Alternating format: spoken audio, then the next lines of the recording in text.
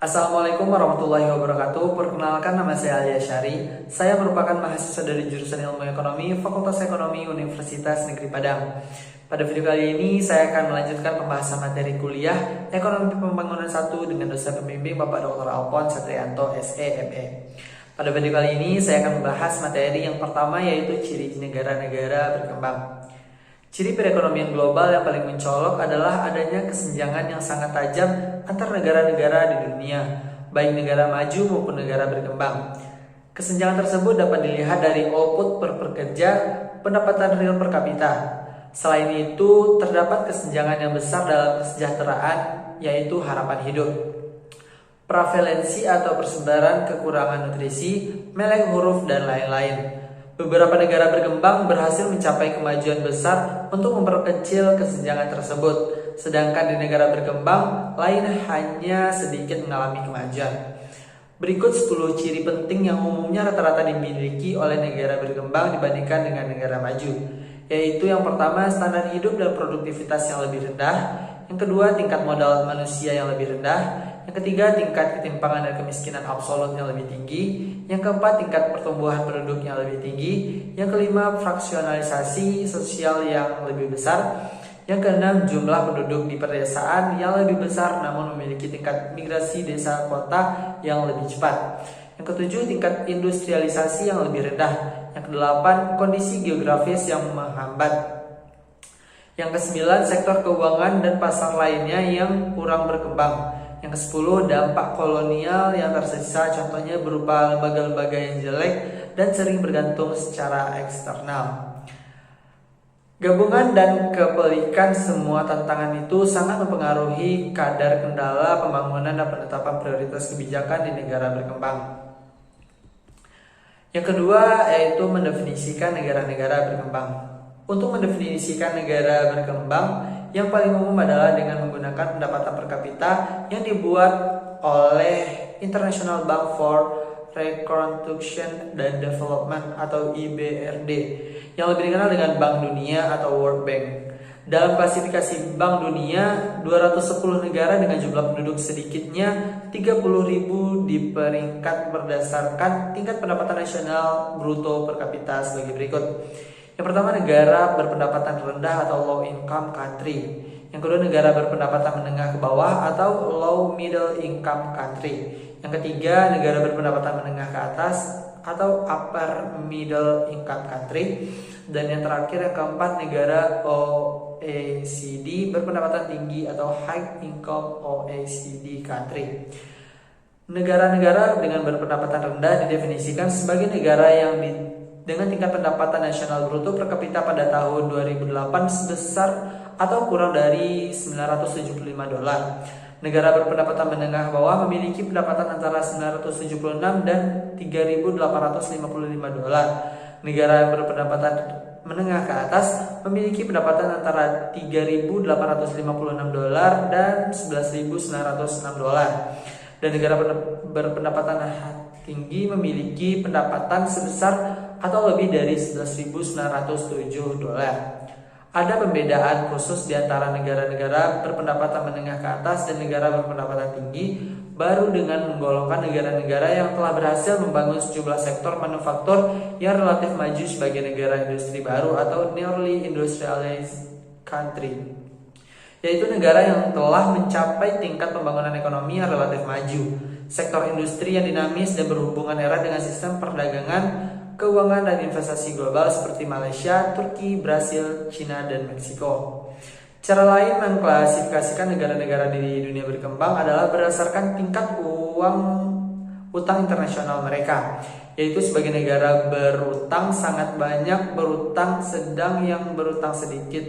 Sementara UNDP menggolongkan negara-negara dengan kategori rendah, sedang, tinggi, dan sangat tinggi berdasarkan tingkat pembangunan manusia, mencakup tingkat pencapaian kesehatan dan pendidikan. Yang ketiga, indikator dasar pembangunan. Ada beberapa indikator dasar atas 3 segi pembangunan, yaitu pendapatan real per kapita yang disesuaikan dengan daya beli, kesehatan sebagaimana yang diukur dari tingkat harapan hidup atau asupan nutrisi, dan tingkat moralitas anak serta pencapaian pendidikan sebagaimana yang diukur dengan tingkat melek aksara dan tingkat pendidikan sebagaimana. Yang selanjutnya yaitu yang keempat, ukuran holistik taraf hidup dan kapabilitas. Yang pertama, indeks pembangunan manusia tradisional. Indikator yang paling luas digunakan untuk mengukur status komparatif pembangunan sosioekonomi disajikan dalam laporan-laporan tahunan UNDP yang berjudul Human Development Report atau Laporan Pembangunan Manusia. Inti semua laporan ini yang dimulai pada tahun 1990 adalah pembuatan dan penyempurnaan Indeks Pembangunan Manusia atau Human Development Index atau HDI. Indeks Pembangunan Manusia atau HDI adalah indeks yang mengukur pencapaian pembangunan sosioekonomi suatu negara dalam bidang pendidikan, kesehatan, dan pendapatan real per kapita yang disesuaikan. HDI memeringkat semua negara dengan skala 0 atau pembangunan manusia terendah sampai 1 atau pembangunan manusia tertinggi berdasarkan pada 3 tujuan atau produk akhir pembangunan, yaitu yang pertama masa hidup yang diukur melalui harapan hidup setelah lahir, yang kedua pengetahuan yang diukur dengan bobot rata-rata tingkat melek aksara orang dewasa dengan orang bobot 2/3 dari rasio partisipasi sekolah bruto dengan bobot 1/3. Dan yang ketiga, standar hidup yang diukur berdasarkan produk domestik bruto per kapita yang disesuaikan dengan paritas daya beli mata uang setiap negara yang nilainya berbeda-beda untuk mencerminkan biaya hidup dengan asumsi utilitas menjual yang semakin menurun atau diminishing marginal utility. Pendapatan dalam indeks akhir ketiga komponen tersebut memperoleh bobot yang sama, yaitu 1/3, sehingga memperoleh indeks HDI yang sebagai berikut, di mana HDI sama dengan 1/3 ditambah 1/3 indeks harapan hidup ditambah 1/3 indeks pendidikan. Salah satu manfaat utama HDI adalah untuk memajukan bahwa suatu negara sesungguhnya dapat berkinerja jauh lebih baik sekalipun tingkat pendapatannya rendah. Bahkan sebaliknya, tingkat pendapatan yang tinggi tidak selamanya diikuti dengan capaian pembangunan manusia yang tinggi pula. Kesehatan dan pendidikan adalah input bagi fungsi produksi nasional sebagai komponen modal manusia atau human capital. Modal manusia merupakan investasi produktif manusia yang mencakup keterampilan, nilai, dan kesehatan yang dihasilkan dari pengeluaran untuk pendidikan, pelatihan kerja, dan bayaran kesehatan. Yang kedua, indeks pembangunan manusia baru. UNDP memperkenalkan indeks pembangunan manusia yang baru atau New Human Development Index pada bulan November tahun 2010 sebagai jawaban terhadap beberapa kritik terhadap HDI. Indeks ini masih berdasarkan standar hidup, pendidikan, dan kesehatan. Akan tetapi indeks ini memiliki 8 perubahan penting yang masing-masing memiliki kelebihan dan juga potensi kelemahan. Apa yang baru dalam NHDI? Yang pertama yaitu pendapatan nasional bruto atau GNI secara per kapita menggantikan produk domestik bruto atau GDP per kapita. Yang kedua, indeks pendidikan yang telah diubah secara keseluruhan. Dua komponen baru telah ditambahkan, yaitu rata-rata pencapaian pendidikan aktual seluruh penduduk dan pencapaian pendidikan yang diharapkan dari anak-anak masa kini. Yang ketiga, pencapaian pendidikan yang diharapkan adalah komponen baru lainnya yang agak ambigu. Ukuran ini merupakan peramalan yang dilakukan PBB, bukan pencapaian. Yang keempat yaitu dua komponen yang sebelumnya dipakai sebagai indikator dalam indeks pendidikan, yaitu angka melek aksara dan partisipasi sekolah tidak digunakan lagi. Yang kelima, patokan tujuan atas atau nilai maksimum di setiap dimensi dinamika pada nilai maksimum dibanding batas angka tertentu yang telah dicapai sebelumnya.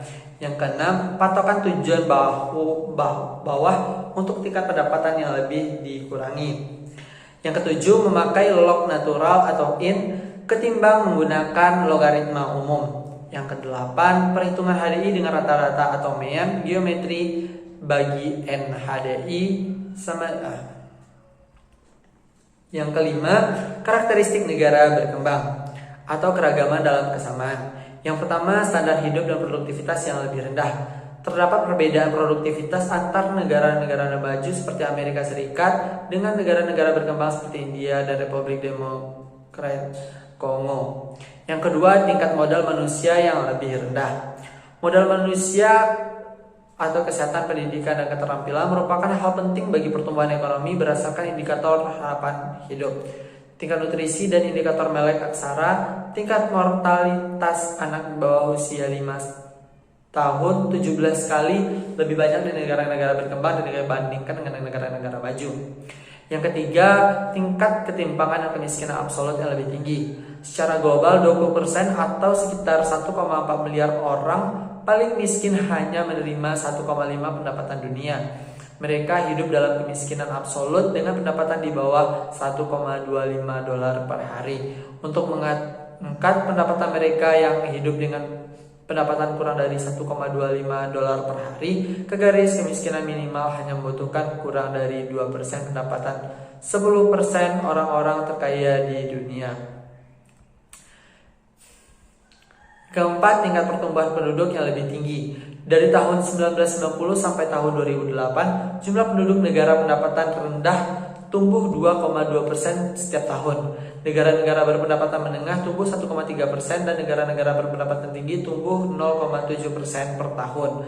Dari kelahiran dan imigrasi, tingginya tingkat kelahiran berarti bahwa tenaga kerja aktif atau usia 15-64 harus menanggung lebih banyak penduduk dengan usia lebih dari 65 tahun dan anak-anak di bawah usia 15 tahun.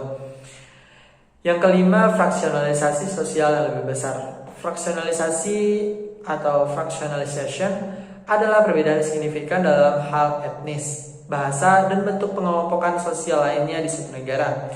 Negara-negara berpendapatan rendah sering memiliki fraksionalisasi, ada kalanya dapat menimbulkan pertikaian masyarakat dan konflik secara sosial sehingga banyak menguras energi masyarakat untuk melakukan akomodasi politik. Selanjutnya yaitu jumlah penduduk di pedesaan yang lebih besar namun memiliki tingkat migrasi desa kota yang lebih cepat. Salah satu tonggak pembangunan ekonomi adalah pergeseran dari pertanian ke produksi barang dan jasa. Di negara berkembang, sebagian besar penduduk tinggal di pedesaan yang identik dengan ketiadaan pasar, keterbatasan informasi, dan stratifikasi sosial. Yang ketujuh, tingkat industrialisasi dan ekspor barang lebih rendah. Industrialisasi berkaitan dengan produktivitas dan pendapatan yang tinggi serta menjadi tonggak modernisasi dan kekuatan ekonomi nasional negara berkembang. Yang kedelapan, kondisi geografis yang melambat. Negara-negara tak berpantai di Afrika berpendapatan lebih rendah dibandingkan dengan negara-negara yang berpantai. Negara-negara berkembang pada umumnya berada di daerah tropis dan subtropis. Selanjutnya yaitu yang kesembilan, yaitu pasar yang terbelakang. Beberapa aspek yang menyebabkan keterbelakangan pasar adalah yang pertama, sistem hukum yang dapat menegakkan kontrak dan mengesahkan hak milik, mata uang yang tidak stabil dan terpercaya. Yang ketiga, infrastruktur jalan dan utilitas yang dapat memperkecil biaya transportasi dan komunikasi antar wilayah. Yang keempat, sistem perbankan dan asuransi yang berkembang baik dan ditata secara efisien dengan akses luas, dengan pasar kredit normal yang menyeleksi proyek dan mengalokasi dana pinjaman atas dasar keuntungan ekonomi relatif dan penegakan aturan pelunasan utang. Yang kelima, informasi pasar yang lebih penting bagi produsen dan konsumen tentang harga, kuantitas, dan kualitas produk. Yang keenam, norma-norma sosial yang memperlancar hubungan bisnis yang berhasil dalam jangka panjang. Yang ke-10, dampak kolonial yang tersisa dan hubungan internasional yang tidak setara. Kebanyakan negara berkembang adalah negara bekas jajahan negara Eropa atau negara asing lainnya. Dekolonisasi adalah salah satu peristiwa sejarah dan geopolitik paling penting setelah Perang Dunia II. Lebih dari 80 bekas koloni Eropa telah menjadi anggota PBB. Selanjutnya saya akan bahas tentang perbedaan antara negara berpendapatan rendah sekarang dan negara maju pada tahap awalnya. Terdapat 8 perbedaan penting dalam kondisi awal yang memerlukan analisis khusus tentang prospek dari persyaratan pembangunan ekonomi modern, yaitu yang pertama, anugerah sumber daya alam dan manusia. Yang kedua, berpendapatan per kapita dan tingkat GDP dalam kaitannya dengan negara-negara lain di dunia. Yang ketiga, iklim. Yang keempat, jumlah distribusi dan pertumbuhan penduduk. Yang kelima, peran historis migrasi internasional. Yang keenam, manfaat perdagangan internasional. Yang ketujuh, kemampuan penelitian dan pengembangan ilmu dasar dan teknologi. Dan yang kedelapan, efektivitas dalam lembaga domestik. Baiklah, yang pertama yaitu anugerah sumber daya alam manusia. Beberapa negara berkembang mendapat anugerah cadangan minyak, mineral, dan bahan baku yang berlimpah yang makin banyak dibutuhkan dunia. Akan tetapi, hampir semua negara kurang maju, khususnya di Asia yang merupakan tempat tinggal lebih dari setengah penduduk dunia, tidak memiliki sumber daya alam yang memadai. Yang kedua yaitu tingkat pendapatan per kapita dan GDP relatif. Hampir 40% penduduk negara-negara berkembang berjuang untuk bertahan hidup pada tingkat minimum. Pada awal di era pertumbuhan modern, negara-negara yang sekarang maju lebih maju secara ekonomis dibandingkan negara-negara lain di dunia. Oleh karena itu, mereka diuntungkan dari posisi keuangan mereka yang relatif kuat untuk memperlebar kesenjangan antara mereka sendiri. Sebaliknya, negara-negara berkembang sekarang memulai proses pertumbuhan dari ujung bawah skala pendapatan per kapita internasional. Yang ketiga yaitu perbedaan iklim. Hampir semua negara berkembang berada di negara iklim tropis dan subtropis. Negara-negara yang perekonomiannya maju terletak di zona beriklim sedang. Sekalipun ketimpangan sosial dan faktor kelembagaan diyakini secara luas jauh lebih penting. Perbedaan lokasi negara lebih besar dari sekedar kebutuhan temperatur dan kelembapan ekstrim di negara-negara miskin juga telah berkontribusi terhadap kemerosotan kualitas lahan dan pesatnya penyusutan banyak sumber daya alam. Selanjutnya yang keempat yaitu jumlah, distribusi, dan pertumbuhan penduduk. Jumlah penduduk di sejumlah negara berkembang meningkat lebih dari 2,5% per tahun dalam dasawarsa belakangan ini. Lebih lanjut, konsentrasi penduduk yang dalam jumlah besar dan terus membengkak di beberapa wilayah berarti bahwa banyak negara berkembang memiliki rasio orang lahan yang jauh lebih tinggi dibandingkan dengan negara-negara Eropa pada tahun-tahun awal pertumbuhan mereka.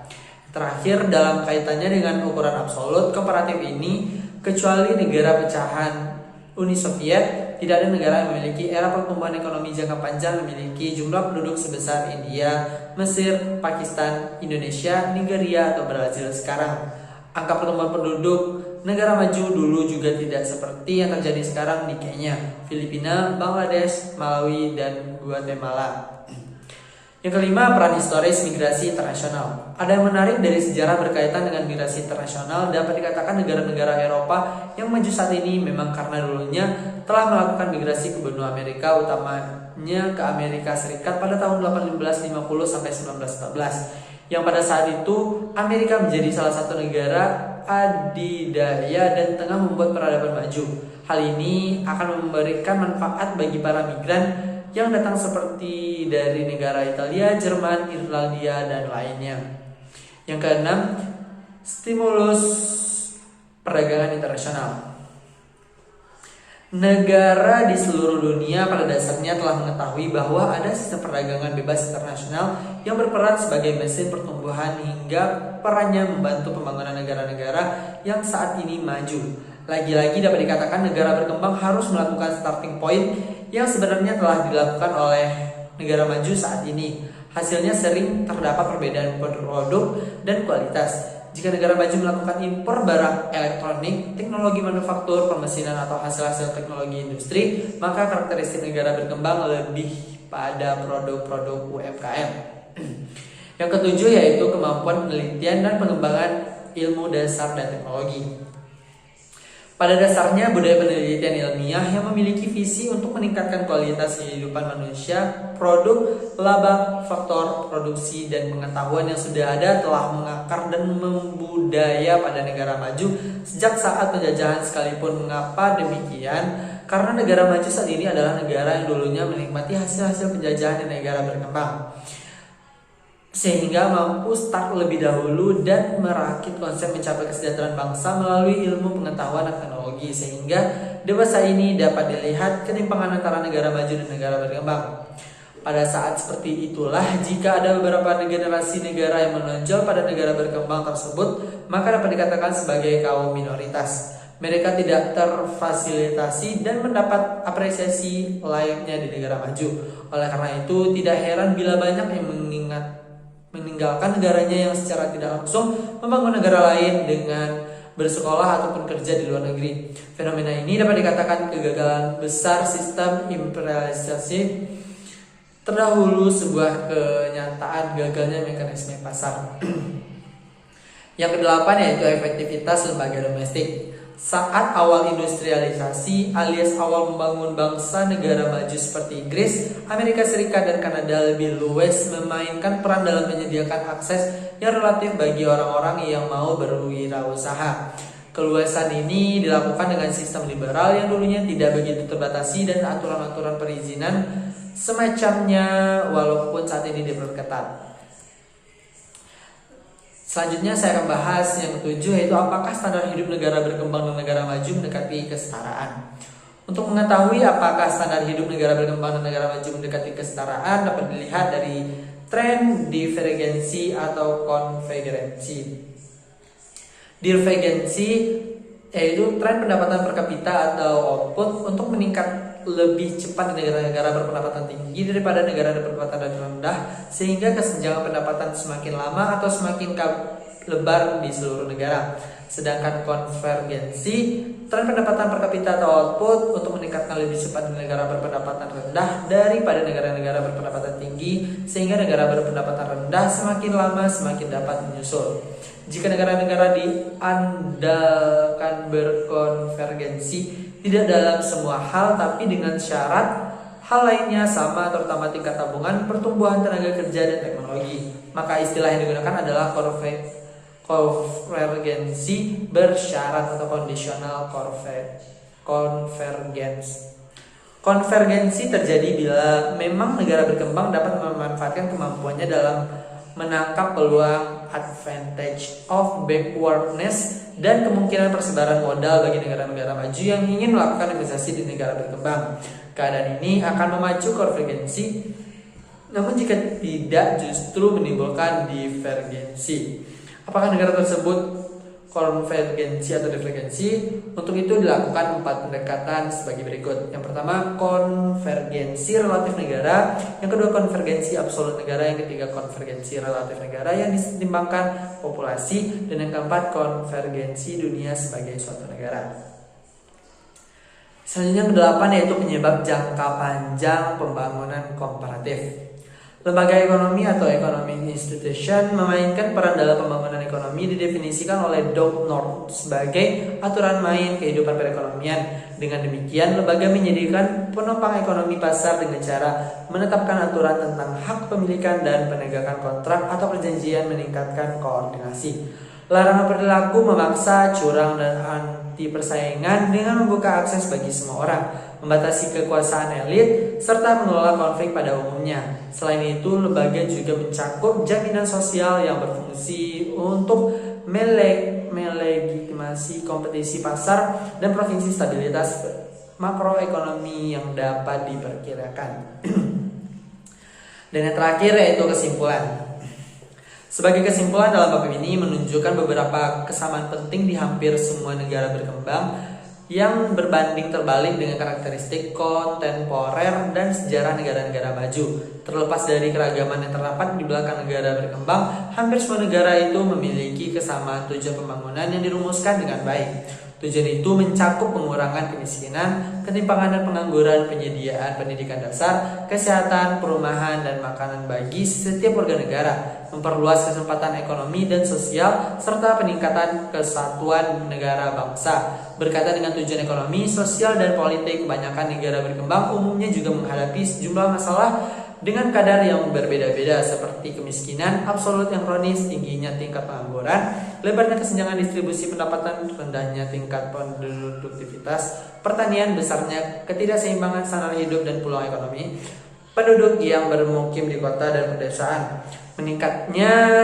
ketidakpuasan di kalangan penduduk yang merasa tidak diuntungkan dari pertumbuhan ekonomi, serta makin besarnya ketergantungan pada teknologi, lembaga, dan sistem nilai asing. Meskipun pembangunan merupakan keniscayaan dan perangkap kemiskinan cukup nyata, bahkan tidak mungkin bagi negara berkembang untuk melepaskan diri dari perangkap itu dan memulai pembangunan di berkelanjutan. Proses pembangunan terjadi di semua aspek kehidupan masyarakat, ekonomi, sosial, budaya, politik yang berlangsung pada level makro atau nasional dan mikro atau community atau grup. Makna penting dari pembangunan adalah adanya kemajuan atau perbaikan atau progres pertumbuhan, dan diversifikasi. Demikian pembahasan tentang negara sedang berkembang. Terima kasih telah menyaksikan. Apabila ada kata yang salah mohon dimaafkan. Saya akhiri. Assalamualaikum warahmatullahi wabarakatuh.